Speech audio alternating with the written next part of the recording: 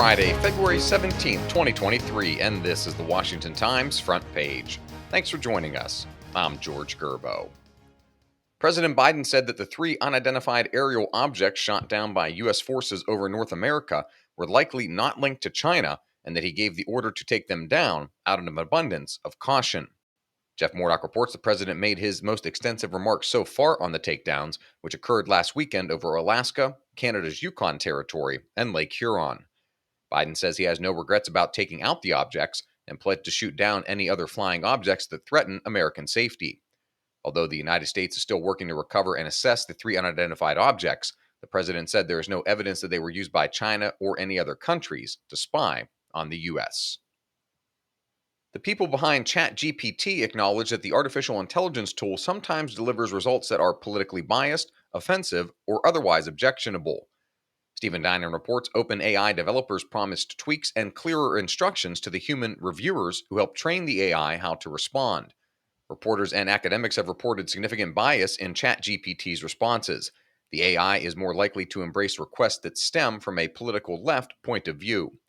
Developers also promised to release some demographic data about those reviewers in an attempt to confront any potential bias that may result from those factors. The world of self-driving electric vehicles is outpacing laws and regulations from Washington, while Tesla and other automakers face major technological hurdles to achieve true autonomous status. No federal or state laws prohibit the use of driver assistance software as long as a driver is alert and behind the wheel. Ramsey Touchberry reports critics say a patchwork of state laws and executive orders gives regulators broad discretion. Congress has tried for years to crack down on what is or is not permissible for autonomous vehicles or driver assistance software, but has failed because of disagreements that transcend party lines about regulations of the auto industry. You can read all of these stories at WashingtonTimes.com/front page. You can also find the entire lineup of Washington Times podcasts at WashingtonTimes.com/podcasts. Legal affairs reporter Alex Sawyer looks at one woman's challenge to an IRS penalty for failing to report taxes on a foreign account. 80-year-old Monica Toth was unaware of a federal requirement to report tax filings on a Swiss bank account she inherited from her father. She was penalized more than half of the money in the account after she corrected the error in an updated filing, about $3 million. She challenged the penalty in court, but lower courts ruled against her. The Supreme Court declined to take up the case, but Justice Neil Gorsuch warned that leaving the precedent intact could give governments incentives to impose aggressive fines to boost revenue.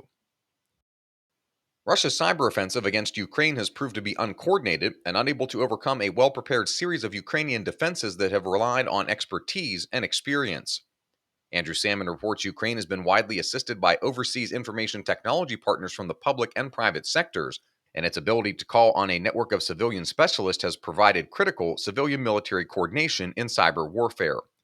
The Russian online operatives' inability to short-circuit Ukraine's command, control, and communications networks mirrored the struggles of their conventional military units in the invasion's early stages 1 year ago.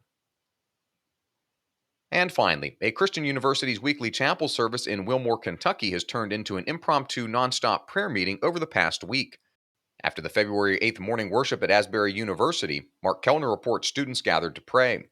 As of Thursday, they hadn't stopped. Videos of worshipers singing hymns and offering personal testimonies have gone viral on social media, helping to inspire carloads of visitors to descend on Wilmore, a town of 6,600 just south of Lexington. Find all of today's front page stories at WashingtonTimes.com/front page or on the Washington Times app, and find us wherever you get your podcasts. Just search Washington Times in any major podcast app. You can also find us on Twitter and Instagram at WashTimes for breaking news, sports, commentary, and more. For the Washington Times, I'm George Gerbo.